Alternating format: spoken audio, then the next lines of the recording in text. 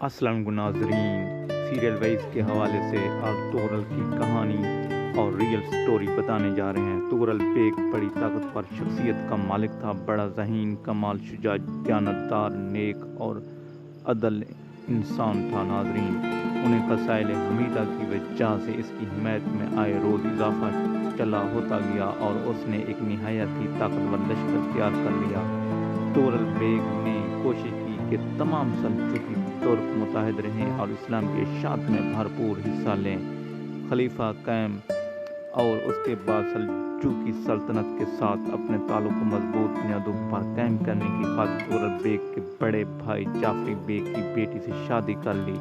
یہ شادی 448 ہجری مطابق 1059 عیسوی میں ہوئی اور اس کے بعد تغرل بیگ کی شادی خلیفہ عباسی قائم بامر اللہ کی بیٹی سے ہوئی، لیکن اس کے بعد تغرل بیگ زیادہ عرصہ زندہ نہ رہے۔ 8 رمضان المبارک 454 ہجری مطابق 1065 عیسوی کو یعنی صرف 1 ماہ بعد ان کا انتقال ہو گیا۔